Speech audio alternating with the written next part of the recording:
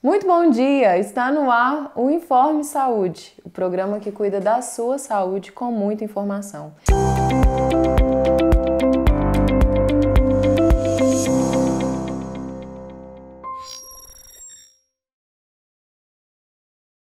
E hoje nós vamos falar de um tema extremamente importante. Estou recebendo aqui o Dr. Marcelo.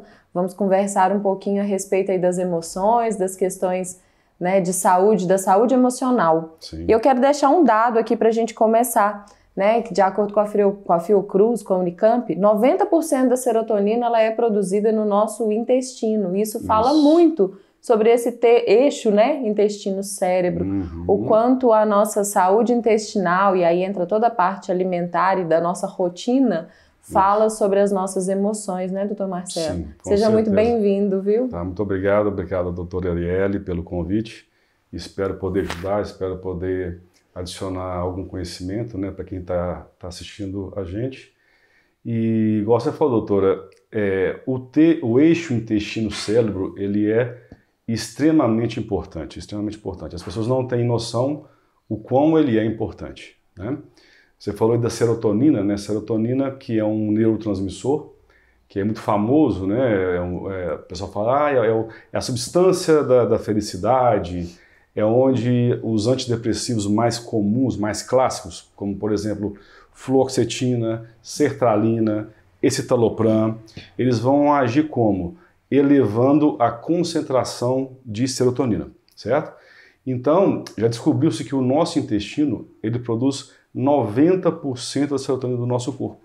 E é por isso que a gente fala sempre do segundo cérebro, né? O segundo cérebro, Porque, Marcelo, mas essa serotonina do intestino, ele vai para o cérebro? Não, não é que ele vai para o cérebro. Mas como existe essa ligação do cérebro para o intestino, acaba que isso influencia muito na nossa qualidade mental, da nossa saúde mental.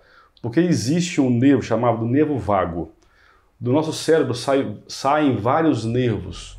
E esse nervo vago, ele sai do cérebro para poder inervar o estômago, o intestino, essa parte abdominal aqui.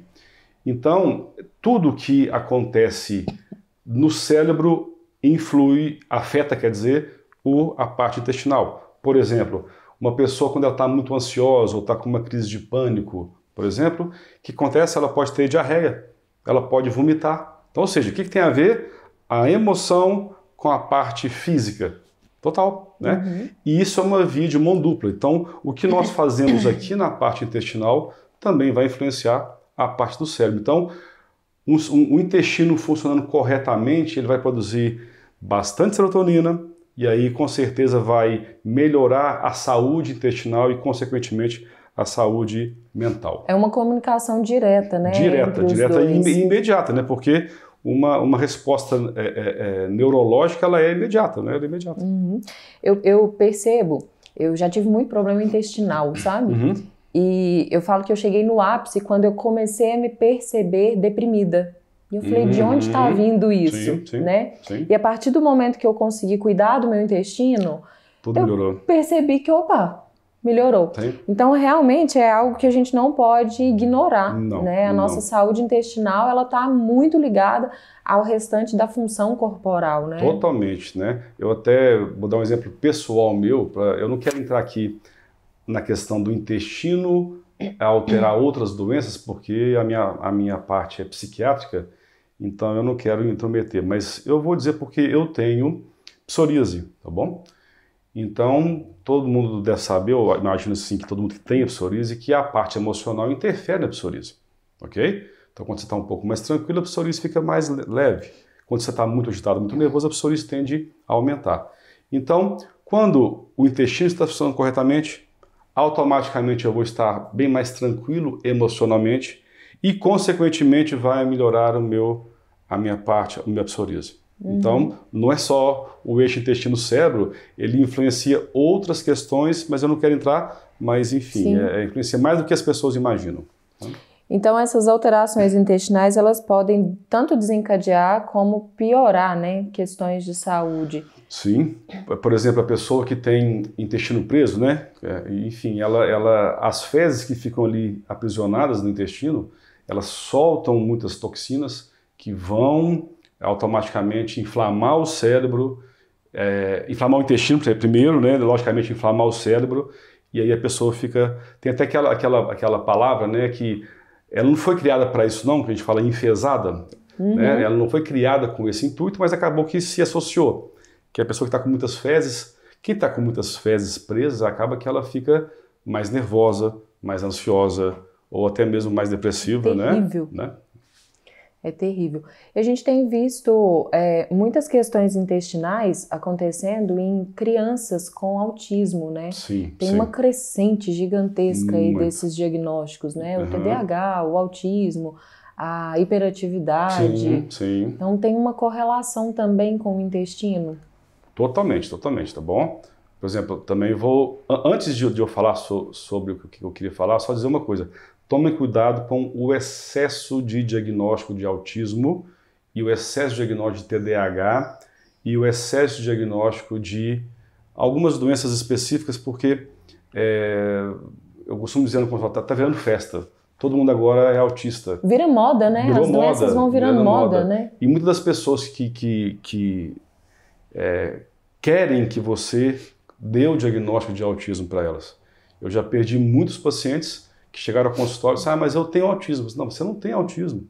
Não, mas o meu psicólogo disse que eu tenho, ou fulano, ciclano disse que eu tenho. Você não tem. Eles saem do consultório nervosos. Teve um que saiu chorando do consultório porque eu não quis dar o diagnóstico de autismo. Tá? Então, tome cuidado com esse tipo de situação. Agora, voltando, né, a questão.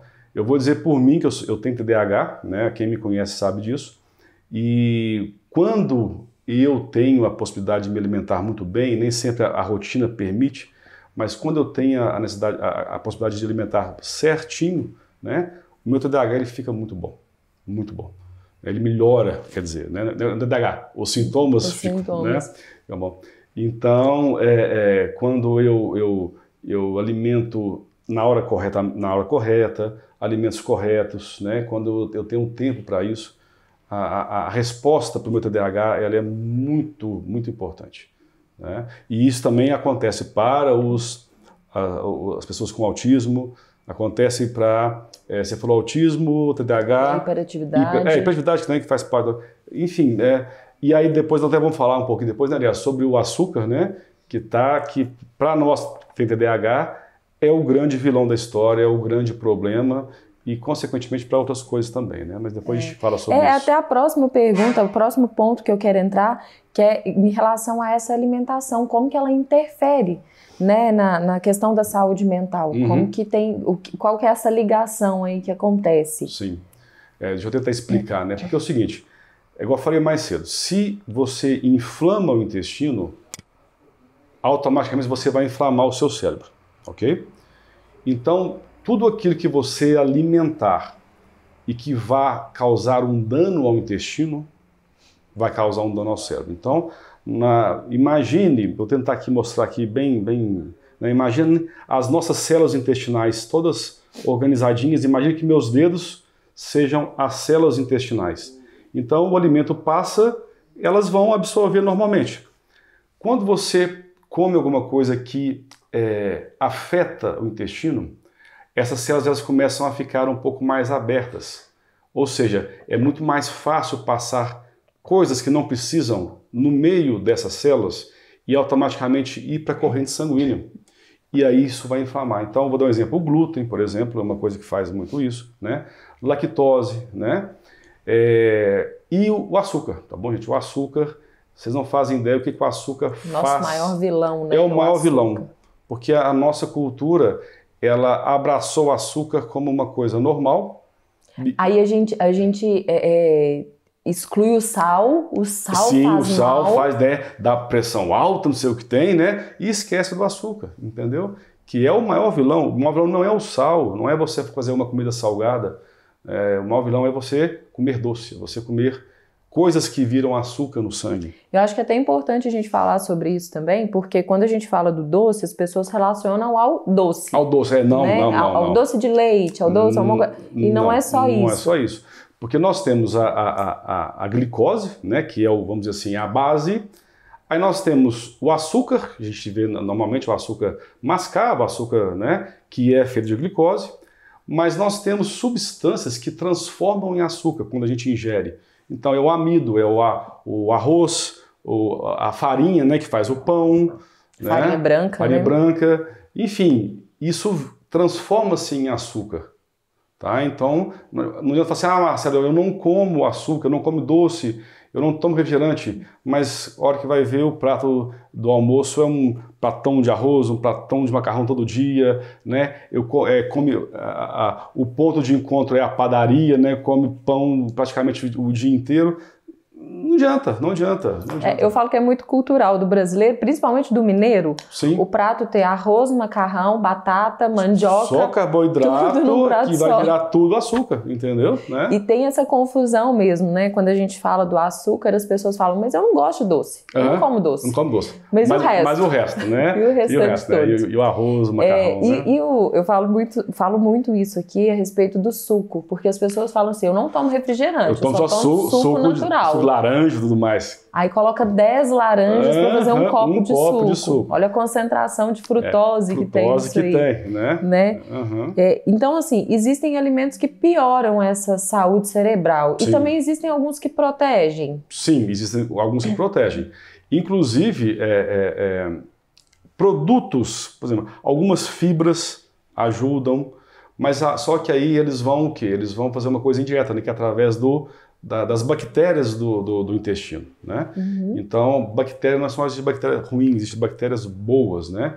Então, quando a gente come algum tipo de alimento, alguns fermentados, por exemplo, eles vão ajudar as bactérias boas do intestino. Essas bactérias boas do intestino, elas vão manter uma saúde intestinal adequada e, consequentemente, uma saúde mental também adequada. E aí é onde que entra frutas, né? Mas não o suco, mas a fruta em si, né? Verduras, alguns cereais específicos, não é qualquer cereal também, né? Alguns cereais, enfim, tem várias coisas que podem, mas aí eu não quero entrar numa parte que é de uma nutricionista, né? Sim. Que aí eu não quero entrar nesse sentido, mas que existem substâncias e alimentos que vão auxiliar o intestino, ao invés de atrapalhar. Eu acho que aí chegou num ponto também muito importante a respeito da multidisciplinaridade, né? Que é ter vários profissionais ali ajudando. Isso é importantíssimo. Né? Na saúde. Quem é meu paciente já sabe disso, eu falo sempre no meu consultório, para todos os pacientes. Existe uma tríade, tá bom? Uma tríade que é importante para quem quer ter uma saúde mental adequada. Medicação não é a única forma de tratar uma doença mental. Não é. Então, mas o que é o tripé, né? A tríade? Primeiro, terapia.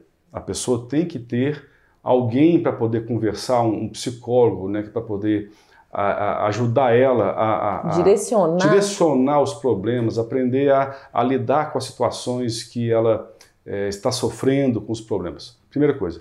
Segunda coisa, atividade física, tá bom? E aí, quando eu falo atividade física, doutora, é muito comum para você, eu vou fazer uma caminhadinha. Caminhada é legal, tá bom? Caminhada é bom, musculação é bom, toda atividade física é boa, toda. Só que para algumas doenças e alguns transtornos, tem que ser atividade física diferenciada. Por exemplo, para o TDAH, uma caminhadinha não resolve, tá bom? Para uma compulsão alimentar, por exemplo, uma caminhadinha não vai ajudar. Tem que ser uma atividade física de alta intensidade, de competição. Senão não resolve, tá? Então, até nisso aí as pessoas acham, então eu vou caminhar um pouquinho. Não resolve. Resolve para uma ansiedade, talvez uma ansiedade leve, né? Para um pânico, talvez resolva uma caminhada, uma natação, tal. Ponto. Fora isso, tem que ter atividade física específica. Tá bom? Bom, nós vamos conversar muito mais a respeito disso, mas a gente vai para um rápido intervalo comercial e daqui a pouquinho nós estamos de volta. Você já conhece a central de agendamentos do Convênio Mais Saúde? Agendar suas consultas nunca foi tão fácil e rápido. Com apenas um contato, nossa equipe cuida de tudo para você. Solicite sua consulta, exame ou procedimento e os especialistas do Mais Saúde encontrarão o melhor para você, enviando todos os detalhes diretamente. Você receberá a confirmação completa com local, horário e valor. Tudo para sua comodidade. Na hora da consulta, basta apresentar a guia de autorização. Simples, rápido e sem complicações. Convênio Mais Saúde, Central de Agendamentos. Agende, confirme e vá tranquilo. Entre em contato com o Mais Saúde agora mesmo. Sem tempo para acompanhar todas as notícias? Então o Boletim Informe é para você. Todos os dias, às 18 horas, no Instagram do Informe Centro-Oeste, você acompanha todas as principais notícias do dia de Formiga e região. Não perca tempo procurando informação. Acesse @Informe Centro-Oeste. O Boletim Informe traz tudo o que você precisa saber de forma rápida e objetiva. Então, já sabe, todos os dias, às 18 horas, tem informação completa em 2 minutos. Boletim Informe é para você que não tem tempo a perder.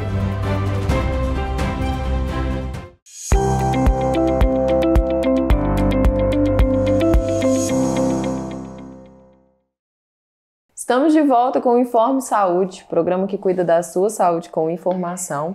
Hoje falando sobre saúde mental, eixo intestino-cérebro e tudo que uma coisa envolve a outra, né? Como o nosso corpo ele se integra e as coisas acontecem ali de forma conjunta, né? Quando um não tá bem, o outro não tá, como tratar de um para melhorar o outro. E para isso a gente tá aqui conversando com o Dr. Marcelo hoje, né? Que é psiquiatra, que atua muito nessa área. Sim. E a gente estava falando sobre atividade física, sobre essa tríade, né? O quanto é importante a atividade, a terapia, né? E eu queria entrar agora no assunto das medicações, né? Nós vemos muitos pacientes, principalmente depressivos, né? Com questões psicológicas, enfim, com o uso dos medicamentos. E em alguns momentos é realmente necessário, né, o uso da medicação alopática, né? Existe fases em que é possível reduzir as doses, trocar por fitoterápicos, fazer algum tratamento um pouco mais natural, né? Como que funciona essa parte medicamentosa? Olha, vamos lá. Primeiramente, a gente tem que tentar entender que existem doenças não, transtornos, na verdade, né, que não tem cura, tá? Então, por exemplo, eu vou dar um exemplo do transtorno bipolar, né, da esquizofrenia. São doenças e transtornos que a pessoa vai ter que tomar remédio o resto da vida, tá? Mas a gente pode usar uma dosagem mais baixa possível, mas infelizmente ainda não existe cura. Então, para a pessoa ter uma vida adequada, uma vida estável, ela tem que tomar medicação, infelizmente, a medicação que você falou, alopática, né, que é essa medicação comum. Agora, a grande maioria, tá bom? A grande maioria das doenças, elas têm cura, né? É muito comum, eu já vi na internet uma pessoa falar assim, depressão tem cura ou não tem cura? Na minha opinião pessoal, tem cura sim, tá bom? Tem cura sim. Mas qual que é o problema, doutora Arielle? É o seguinte, as pessoas chegam ao consultório com um problema específico e com os sintomas. Então, por exemplo, eu estou depressivo, né? Ele me conta os sintomas depressivos por causa de um problema familiar, seja ele qual for, né? Aí ele chega ao consultório, eu inicio com uma medicação específica, né? Um antidepressivo, um ansiolítico. Aí, depois de alguns dias, algumas semanas, a pessoa se sente melhor, né? Ela se sente mais tranquila, menos nervosa, menos triste. Tá, e aí pronto, a pessoa ela entra no estado de acomodação. Não, já estou bem, então não vou fazer mais nada. Ao invés de ir lá resolver o problema dela, né? Porque para que a medicação serve nesses casos, né? Ela serve para te dar um pouco mais de energia, aliviar os sintomas de tristeza, né? Te ajudar a dormir melhor. Para quê? Para você ter um pouco de força para ir lá e resolver o problema. Agora, a maioria não faz isso, a maioria não resolve o problema, continua tomando remédio, o remédio está bom, tá ok, né? E o problema, muitas vezes, o problema ele se agrava e a pessoa fica tomando remédio aí 5, 10, 20 anos, entendeu? Mas o ideal, o que é? A pessoa tomar o remédio, resolver os problemas, e aí a partir daí nós começamos o que? A diminuir as medicações, a gente pode introduzir medicações fitoterápicas, tá bom? E eu uso bastante no consultório, né? Coisas levinhas para a gente poder ir fazendo um desmame da medicação, tirando a medicação gradativamente. Que também é muito importante, né? A medicação não pode ser retirada de uma hora para outra. Não. Aí muita gente fala assim, Marcelo, chega no consultório do Marcelo, você vai me matar. Já sei, tirou o remédio, né? Parei. Não pode parar. Quando a gente vai tirar uma medicação, a gente faz um desmame. Algumas medicações elas são mais fáceis de retirar, outras são um pouco mais difíceis, mas todas têm como retirar. né? Vou dar um exemplo muito clássico aqui para você, doutor, a respeito, por exemplo, do Rivotril, tá bom? Rivotril, alprazolam, todo mundo demoniza muito esses remédios, mas são remédios espetaculares, se forem usados corretamente, tá bom? Então, só que é o seguinte, o que acontece? A pessoa chega para o médico, doutor, eu estou sem dormir, ou eu estou com pânico. Vamos falar do sono. Aí um médico do posto de saúde e tudo mais, o psiquiatra, dá o Rivotril. A pessoa toma. Aí dorme a noite, nossa, que sono, que bom, que coisa legal. Adorei esse remédio, que remédio mais espetacular.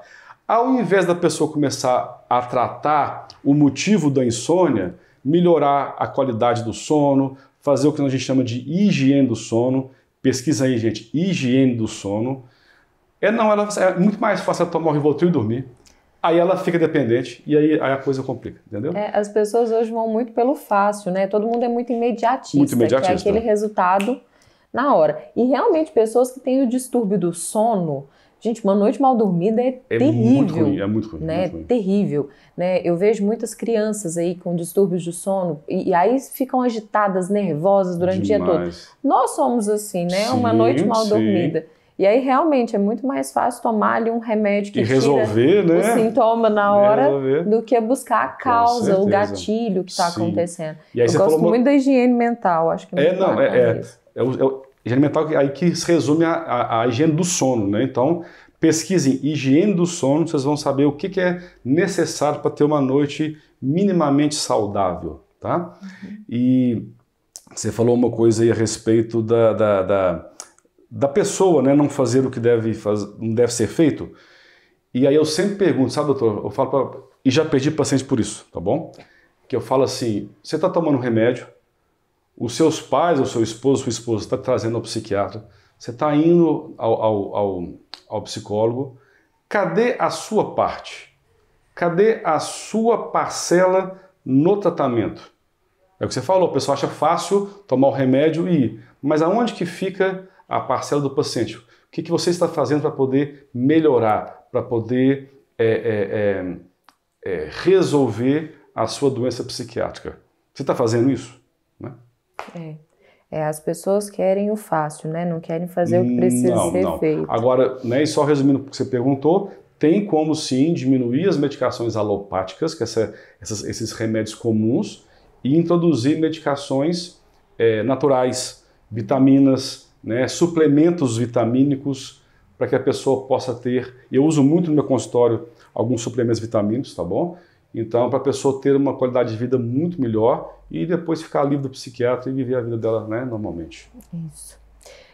O nosso corpo, então, assim, pelo que a gente tem falado aqui esse tempo todo, ele mostra sinais o tempo todo do que está acontecendo, né? Então, quais são os principais? Vamos falar aí, pelo menos 3 sinais que o corpo dá, mostrando que a saúde do intestino está afetando a saúde mental. Como que a gente identifica isso no dia a dia? Primeira coisa, existe uma questão também, antes de eu responder, que a pessoa ela fica tão acostumada com os problemas dela que ela acha que aquilo ali é normal. Então, por exemplo, nós já falamos aqui a respeito da prisão de ventre, do intestino preso. Eu tenho pacientes que falam assim, doutor Marcelo, eu tenho meu intestino preso já há mais de 20 anos.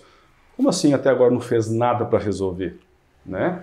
Então, o intestino preso é um sintoma, é um sinal que você tem alguma coisa psiquiátrica. Não tem jeito, todo mundo que tem intestino preso vai ter algum sintoma psiquiátrico, tá bom? Até vou citar aqui uma coisa muito comum, quem tem toque, por exemplo, geralmente tem intestino preso, tá?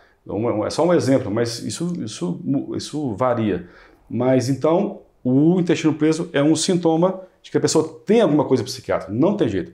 Quem tem intestino preso tem alguma coisa psiquiátrica. Outro sintoma de intestino, diarreia constante. Né? É muito comum, você já ouviu falar sobre intestino irritável, né? Que logicamente tem outras causas, mas quando a pessoa ela começa a ter uma diarreia constante, ela vai perdendo ali eletrólitos, né? Ela vai mudando a flora intestinal, vai mudando as bactérias intestinais, que consequentemente também vão afetar a saúde intestinal e consequentemente afetar a saúde mental. Né? Do intestino, o que mais que eu poderia dizer do intestino a respeito de algum sintoma? Ok, é muito comum a pessoa queixar de estufamento, tá bom? Doutor Marcelo, de vez em quando a minha barriga fica estufada. Ou seja, excesso de gases.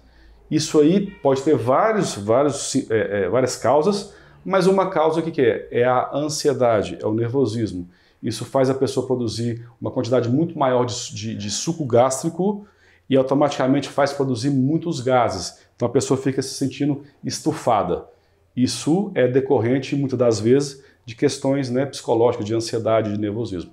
A gente fala muito o seguinte, né, o problema normalmente ele não é só intestinal, ele é gastrointestinal. Gastrointestinal. Né? Ele começa lá na nossa mastigação e ele vem descendo aqui. Sim. E quando a gente tem essa separação, né, o leaky gut, que é essa separação do intestino, né, das camadas. Das células, né, que eu falei, né? A gente usa uma expressão de que tudo que vaza no intestino vaza lá em cima também, né? Então certeza. A gente está perdendo em todos os lugares, né? Diminui a nossa absorção de vitaminas, de minerais, perde os eletrólitos, reabsorve toxinas que eram para estar saindo, tá voltando para o corpo, né? Então é tudo Só que aí eu falei, a pessoa ela vive esse dia a dia, ela acha que é normal, né? Ela acha normal ficar uma semana sem ir ao banheiro, sem defecar. Acho normal. Isso está sendo muito normalizado hoje em dia. É normal. Então, assim, como assim não? A gente tem que ir ao banheiro pelo menos uma vez por dia, estourando, vamos dizer assim, mas assim, um dia e meio, mas estourando, mas o ideal é uma vez ou 2 vezes ao dia. E falar também que, mais do que isso, várias vezes ao dia também não é normal. Também não é normal, é porque também tem a questão também até mesmo da forma das fezes, né? As fezes, elas ditam muito também a saúde intestinal, certo? Então, quando as fezes, elas têm que ter algum tipo de forma adequada, ela não pode estar muito escura, nem muito branca, né? Nem muito fina, enfim, nem muito aguada. Então, até mesmo nisso, é importante, pode parecer um pouco porco, mas é importante quando a pessoa defeca, ela olha as fezes. Observar as fezes, observa a urina também, né? Para ver o que está acontecendo aqui. É uma forma da gente entender o que está acontecendo aí por dentro. Né? Com certeza. Bom, nós vamos para o nosso intervalo comercial e daqui a pouquinho a gente volta. Vamos falar sobre alguns mitos e verdades e vamos para as perguntas que vocês enviaram para nós. Então já nós estamos de volta.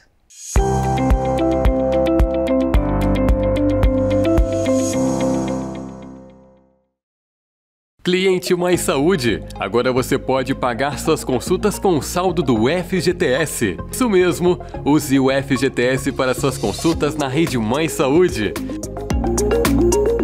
Basta solicitar sua consulta. A equipe Mais Saúde agenda tudo para você. Simples, rápido e sem gastar seu dinheiro. Consulta confirmada. Vá ao local agendado com sua guia de autorização. Mais Saúde pagamento via FGTS. Fácil, prático e pensado para você. Agende sua consulta agora mesmo.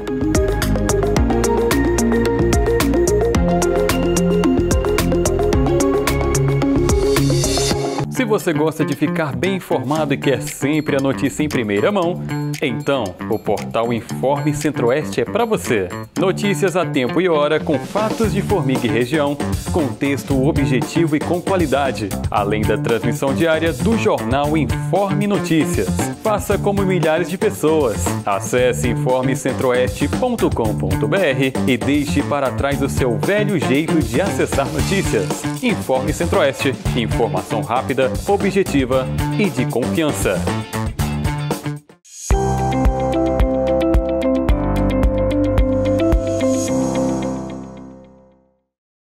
Estamos de volta e agora nós queremos ouvir vocês.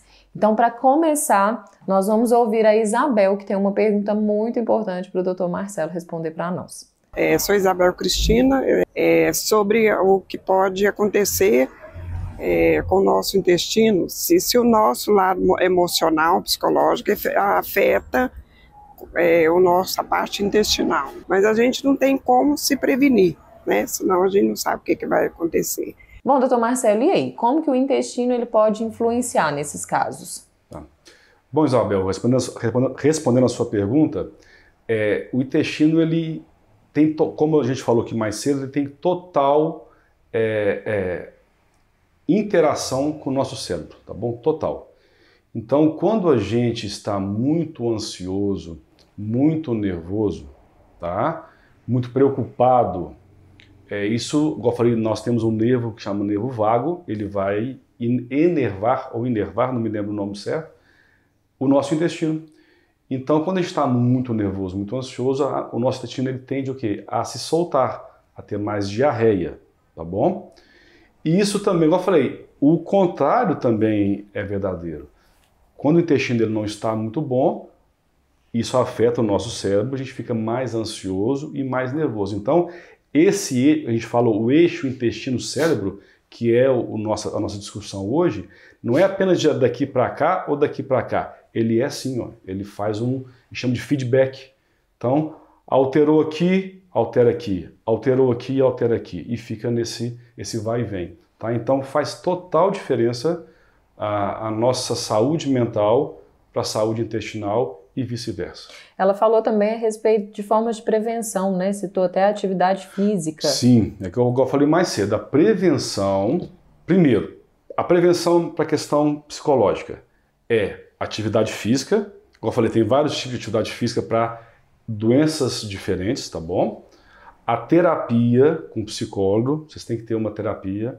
E eu sempre falo, procura também uma nutricionista, tá bom? Para ajustar, mas aí já é do intestino, mas a parte cerebral, terapia e atividade física, tá bom? Já da parte intestinal, é procurar uma nutricionista para quê? Para se alimentar melhor e também suplementar substâncias, vitaminas, que vão ajudar a melhorar a parte intestinal e também a parte cerebral. Bom, Isabel, então tá aí. Já sabe como prevenir agora e a quem buscar quando for necessário. Lembra sempre da tríade, igual eu falei. A tríade é para saúde mental e saúde intestinal.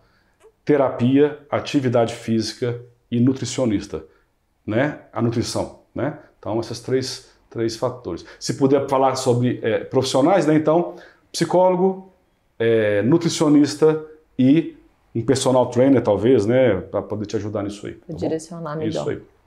Tá, vamos para a nossa segunda pergunta, então. É a pergunta da Flávia. Vamos ouvi-la. Meu nome é Flávia e eu tenho muita azia. Eu quero saber se com o estresse isso pode piorar. Bom, doutor Marcelo, e aí? A relação azia e estresse tem ligação uma coisa com a outra? Sim, muita.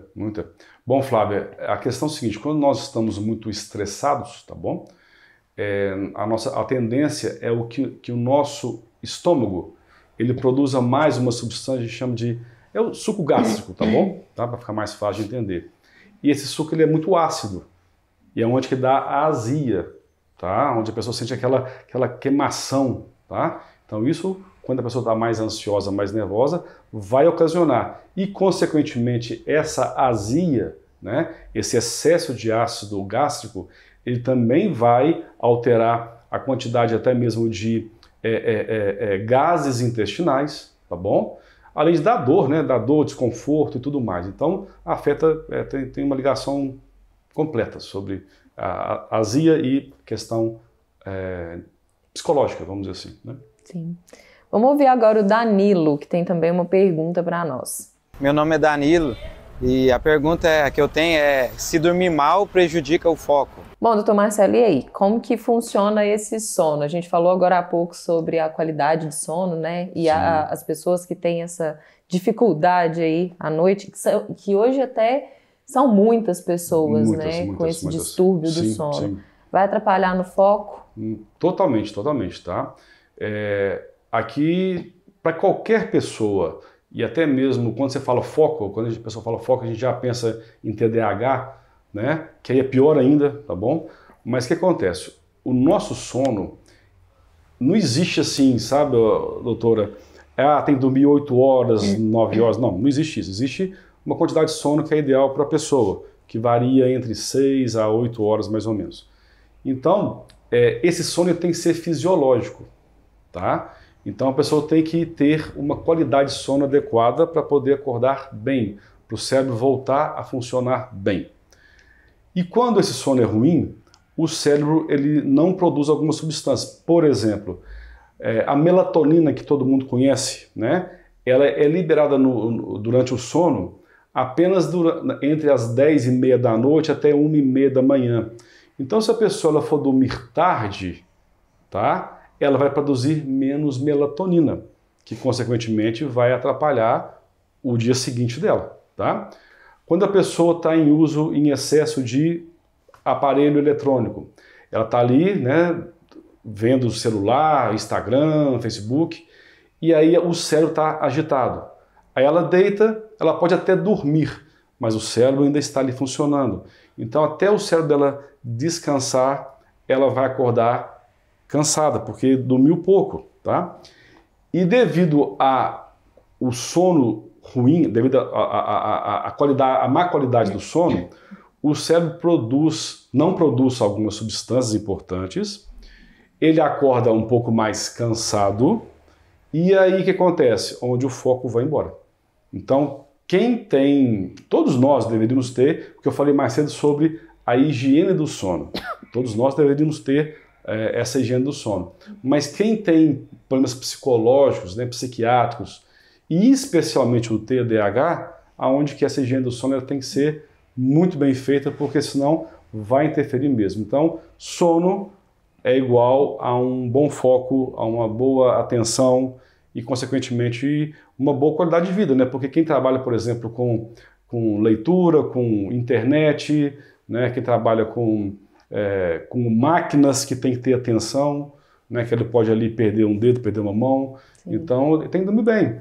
Tanto que existe, né, alguns estudos dizendo que quem trabalha à noite, por exemplo, tem muito mais chance de ter problemas psiquiátricos. Então, vigias, né, pessoas que...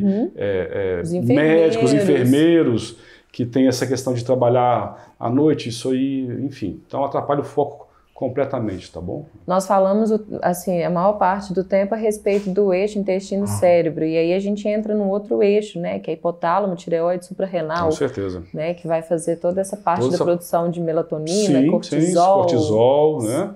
Com certeza, com certeza. Gente, nosso corpo está todo interligado, não dá para segmentar, né, doutor Marcelo? A gente está aqui falando aqui a respeito da saúde mental, né? Eu falei, eu nem posso ficar aqui entrando aqui em assuntos de outras áreas, mas está ligado, o nosso intestino está ligado no nosso corpo inteiro, tá bom, gente? Inteiro. Vamos falar um pouquinho sobre o que é mito e verdade? Vamos lá. Vamos lá. Então, a serotonina, ela não interfere na nossa saúde mental. Isso é mito ou verdade? É mito, né? Ela interfere muito, né?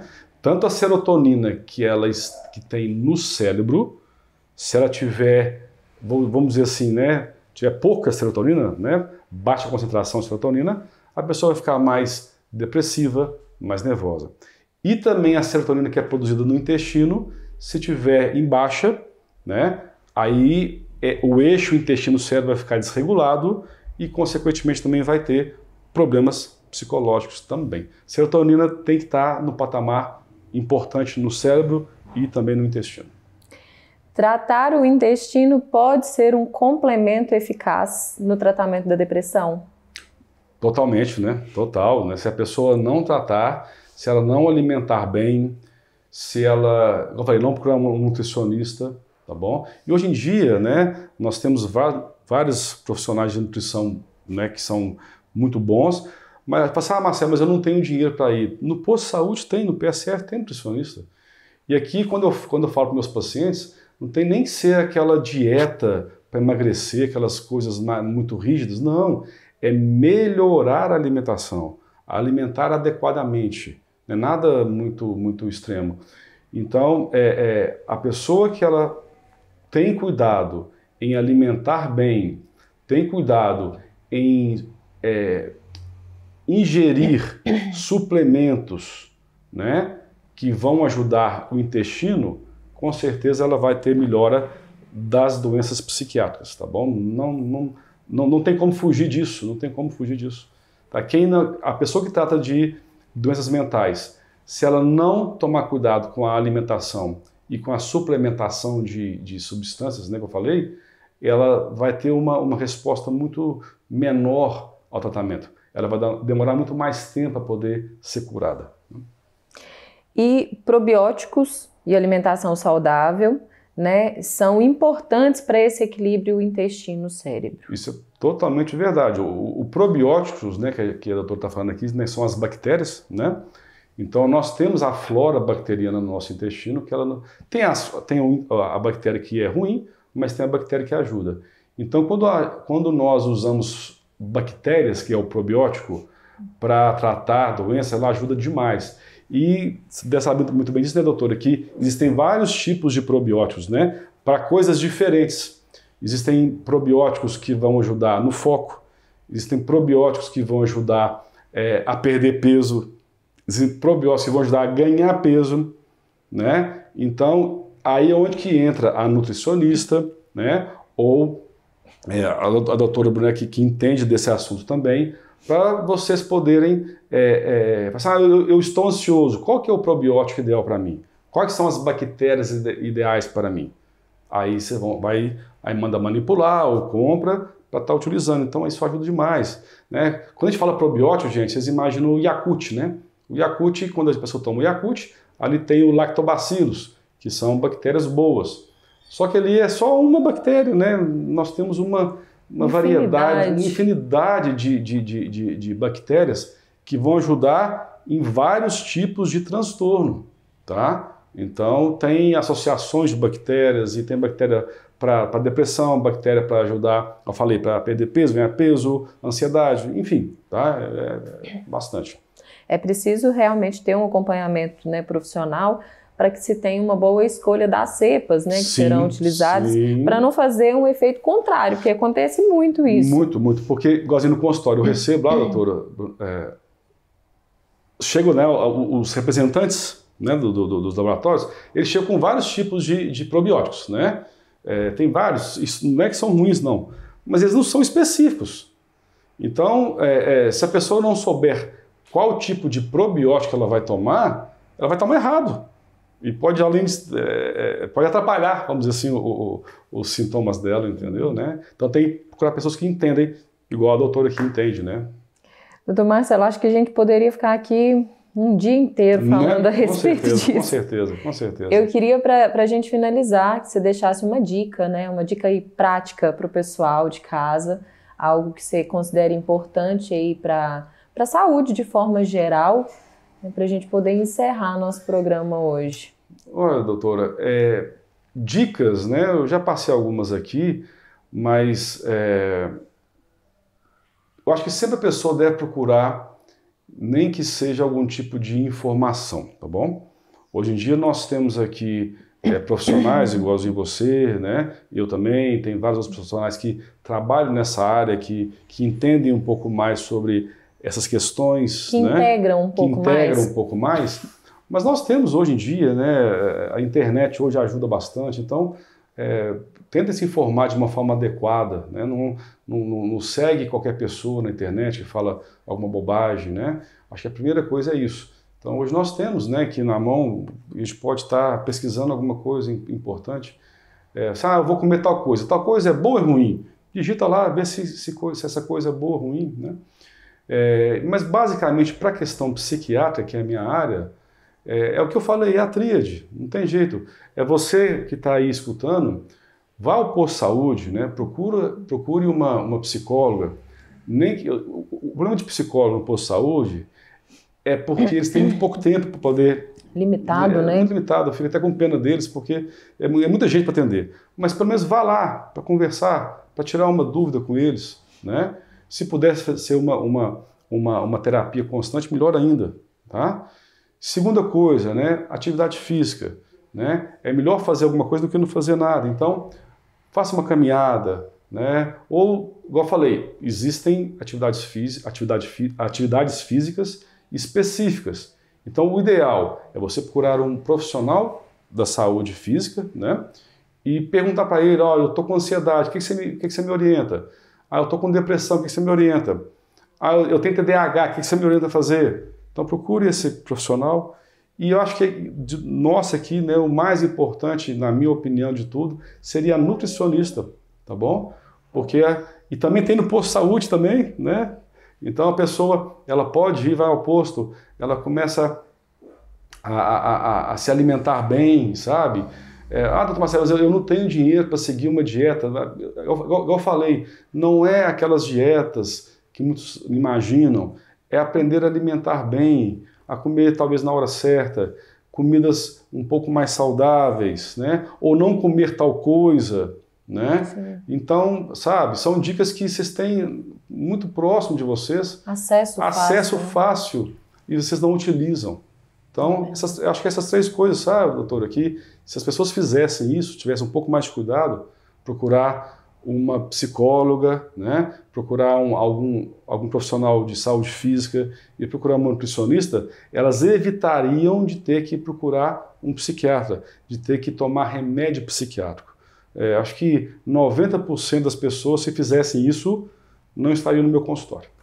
Resumindo. Bom, eu vou resumir tudo isso então. Eu acho que é cada um se conhecer bem e fazer a sua parte. Com certeza, né? Doutor Marcelo, eu quero agradecer muito a sua presença aqui hoje. Acho que é um assunto muito importante, muito atual, né? Nós estamos vivendo uma era de muitas doenças emocionais, psicológicas, e estamos de portas abertas, vamos marcar outros encontros, que eu acho que a gente tem muito que conversar aqui ainda. Vi um grande prazer te receber aqui hoje, muito obrigada por aceitar o convite. Eu que agradeço, né, pelo convite, espero ter ajudado, né, com algumas informações e também estou à disposição para alguma coisa específica, né, para outras entrevistas, né, para quem sabe aí a sua audiência te pedir, fala sobre depressão, fala sobre, especificamente, né, fala sobre pânico, fala sobre autismo, né? Eu estou à disposição, né? Que eu puder ajudar, estou à disposição. Então, já fica aí a responsabilidade jogada para vocês, hein? Tragam assuntos para a gente poder trazer mais aqui no programa. Sim.